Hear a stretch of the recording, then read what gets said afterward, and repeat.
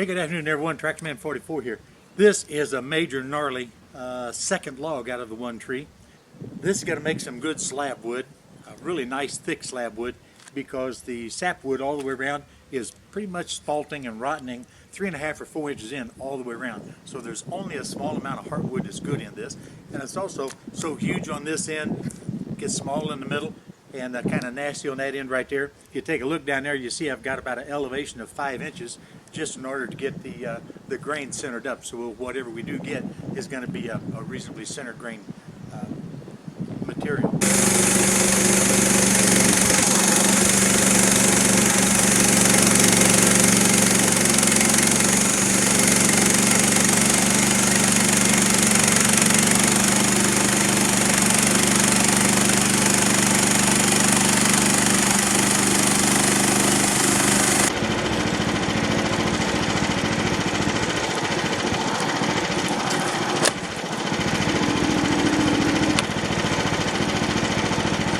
Look at this, continuous spalting from one end to the other.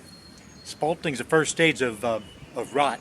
What it is, it's the roots and everything of all the fungus that grows in the woods on the barks of these trees or on the outside of trees. That's the roots following that moisture in and growing in between the growth rates. Tremendous amount of spalting up here on top. But don't mind the thick slabs. I just got to get rid of those slabs to get down to some good meat.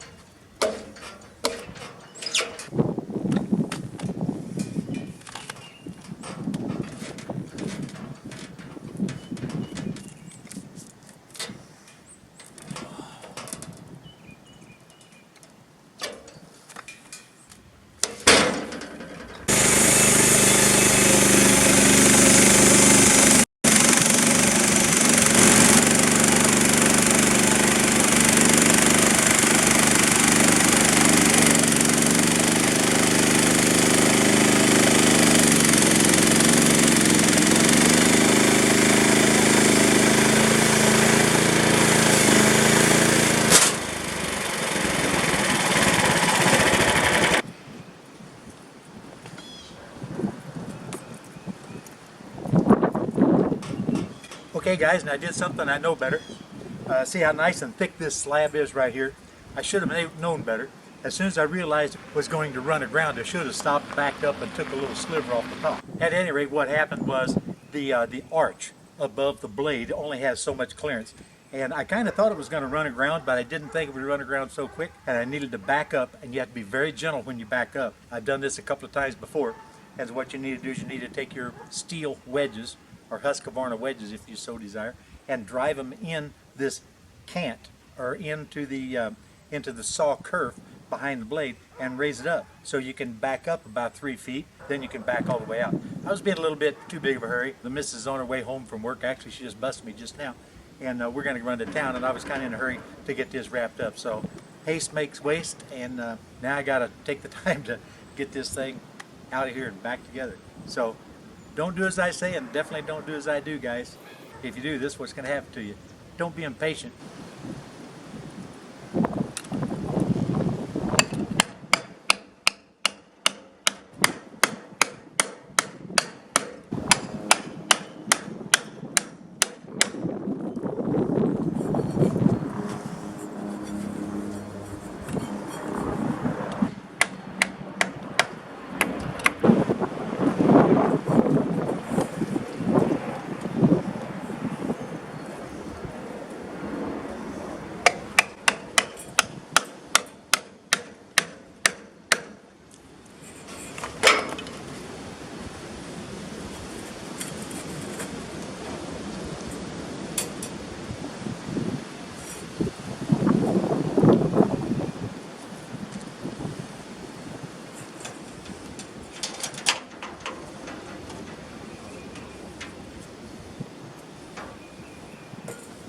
So now that I went ahead and slipped the blade off, what I got to do is go around the perimeter of this blade and make sure none of the teeth got the tips knocked off of them.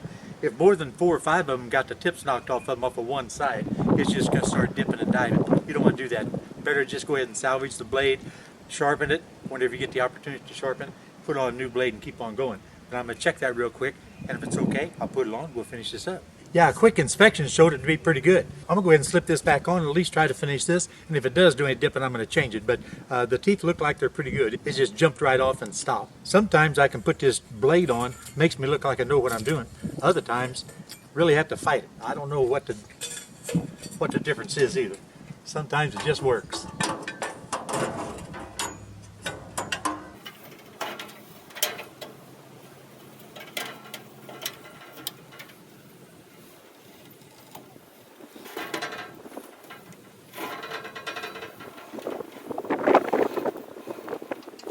Once you get the blade on, you go ahead and adjust your tension.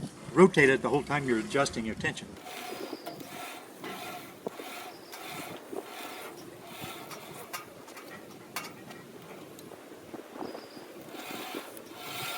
Double check, the alignment's good. If the gullet is running right at the edge of the rubber drive on the drive wheel, it's going to be pretty doggone good. So yeah, let's go ahead and finish this up real quick.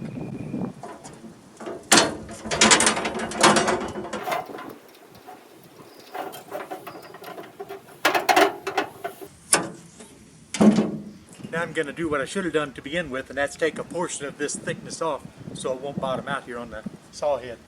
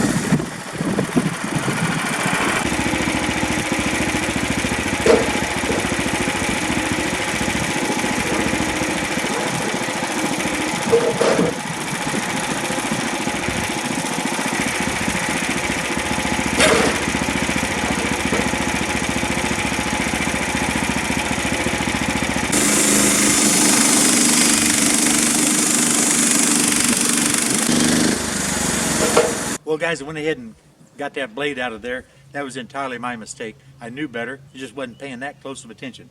I went ahead and kept that same old blade on there and finished that log up, and I ended up with 6 2x6s and one 1x6, 8.5 foot long. And you know, it's not the best, but like I said, this is nothing more than a log out of the firewood pile anyway. And if you look over there over my shoulder, you can see there's some pretty good sized slabs there, because that sapwood, that wood around the outside, I had to take some pretty thick slabs out of it. No matter, because like I say, it's going to burn just as well as anything else. So we got this one wrapped up, and this is Tractor Man 44. I'm out of here, guys.